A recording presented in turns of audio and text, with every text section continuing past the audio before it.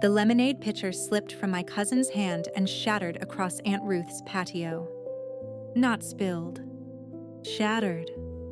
Glass, ice, and yellow liquid spread over the red brick like the whole afternoon had cracked open. 1 second earlier, my cousin Dale had been laughing so hard his face turned red. "Come on, Mira," he said, loud enough for the whole family to hear. "You were in the army, right? What did they call you? Princess?" A few people laughed. I looked down at my paper plate. Brisket, beans, a slice of cornbread I had not touched. Then I said one word. "A ferryman." Across the patio, an old man in a navy blazer stopped breathing.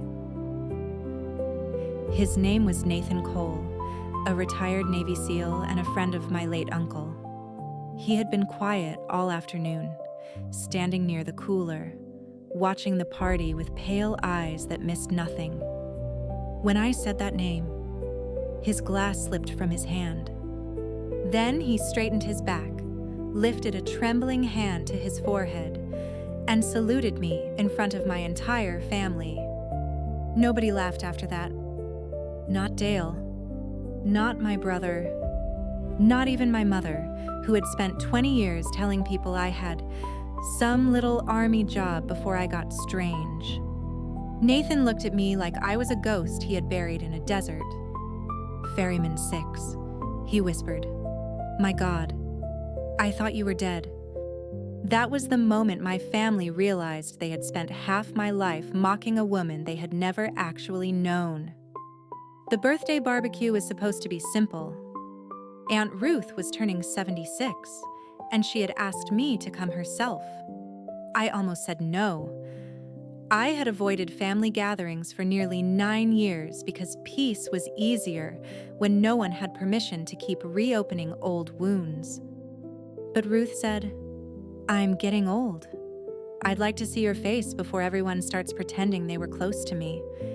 So I drove 4 hours to Waco, Texas, with a peach pie on the passenger seat and a promise to leave before sunset. I was 52 then, silver at the temples, a bad left knee, 2 dogs, a vegetable garden, and a quiet life outside Belton. To my family, I was the odd one, the woman who came back from the army and never came back right. Most of them thought I had flown supply routes or pushed papers. I never corrected them. After enough war, you stop wanting people to know the truth. They either make you a hero or a tragedy. Neither one feels human. Dale started drinking before noon.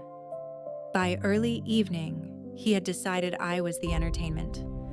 "So," he said, "did you ever do anything exciting in the army?" "Sometimes." "You shoot anybody?" The patio got quiet. "I flew helicopters," he said. "Rescue stuff?" "Sometimes." He grinned wider. "Let me guess. They called you Princess."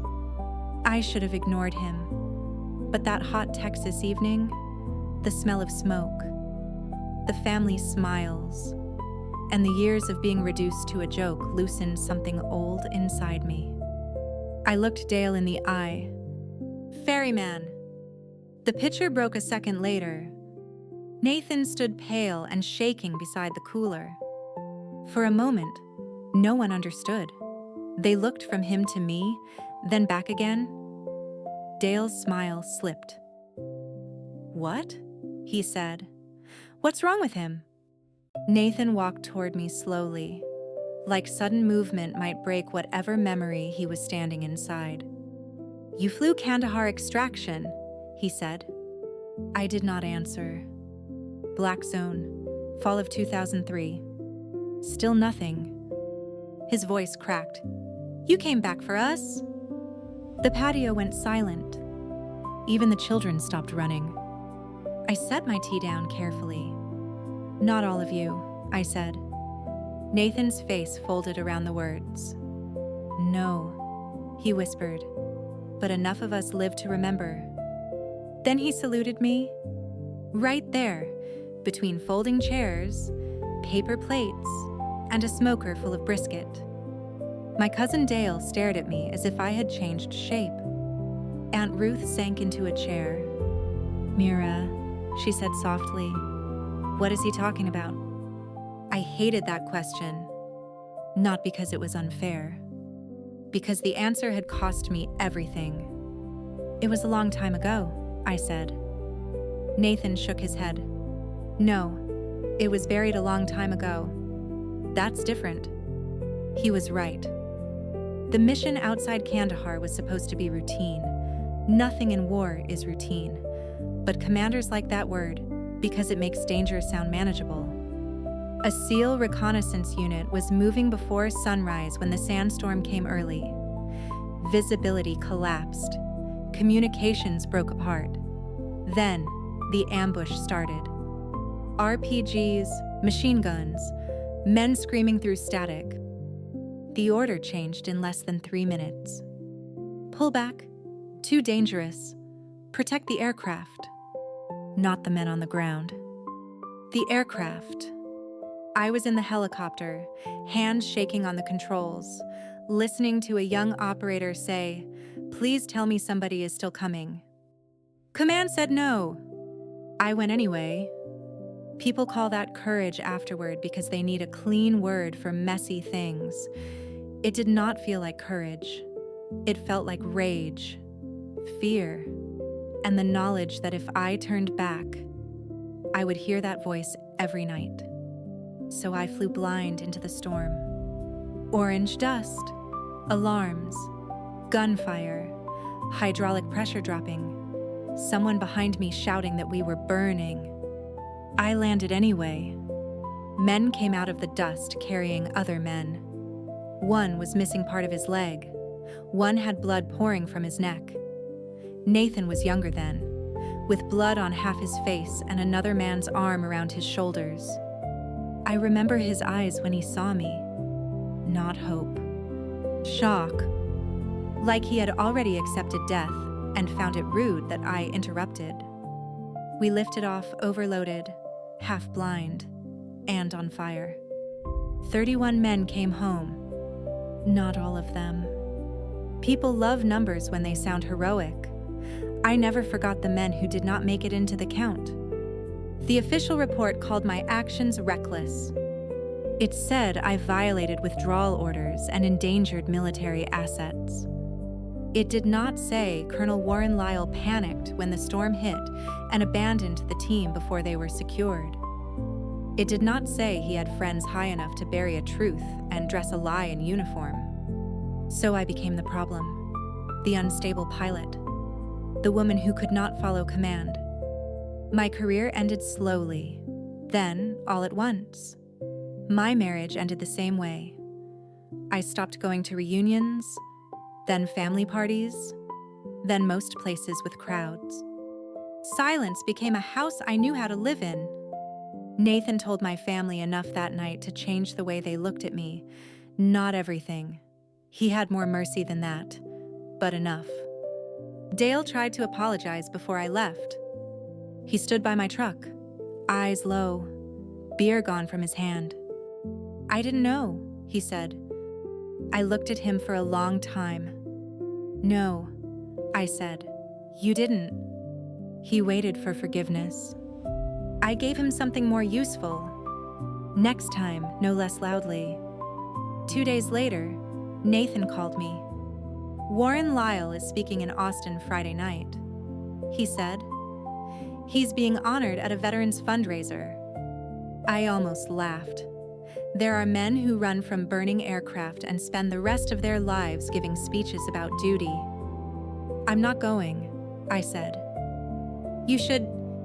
I spent 20 years surviving him. Nathan was quiet. Maybe, but surviving is not the same as being free. I hated him a little for that. Then Friday came, and I found myself outside the Austin Veterans Memorial Hall wearing a black dress and shoes that hurt. Inside, I saw Warren Lyle. Silver hair, perfect posture, warm smile, The kind of man people trusted because he had practiced looking honorable in mirrors. He saw me too. His smile tightened. That told me everything. He remembered. Lyle took the stage to talk about sacrifice. He spoke beautifully. Men like him usually do. He said war required hard decisions. He said leadership meant carrying burdens civilians could not understand. Then his eyes found me in the back. And he tried to bury me twice. Some veterans, he said, build stories around pain because truth is harder to accept. The room went quiet. My stomach turned cold. He was doing it again, dressing cowardice in educated language. Then Nathan stood. I was there. 3 words. That was all it took. Lyle stopped speaking. Nathan's voice carried through the hall. You abandoned us outside Kandahar. A murmur moved through the room. Lyle's face hardened. That is not accurate. Another man stood near the front. Older, gray beard, 1 leg. It is, he said. She landed in the storm. Then another veteran stood. She carried my brother out. Then another. We were told nobody was coming. Then an old medic raised a shaking hand and pointed at me. That woman flew into hell when command told her not to. The room changed. Not into a celebration. Into a courtroom. Lyle looked smaller under the lights. Nathan turned toward the audience. The files were partially declassified. Read what he ordered. Read who disobeyed. Read who came home because she refused to leave us. Nobody clapped. That would have been too simple.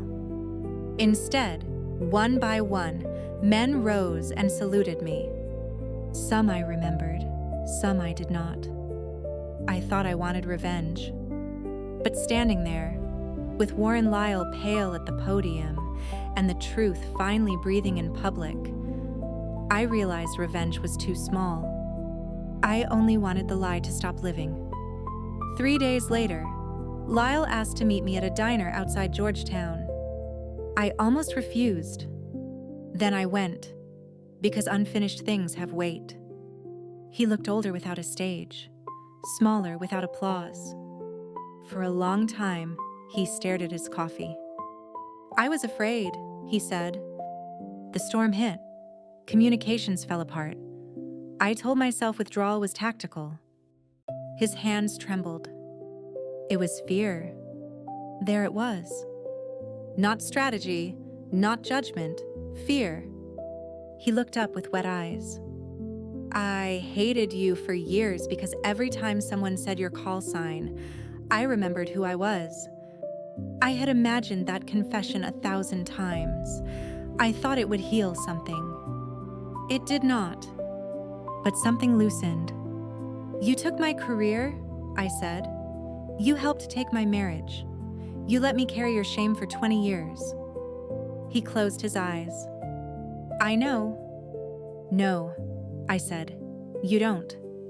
But now you can stop pretending. He asked if I could forgive him. I looked out the window at the Texas highway. I don't know, I said. But I'm done letting hatred be the only thing connecting us.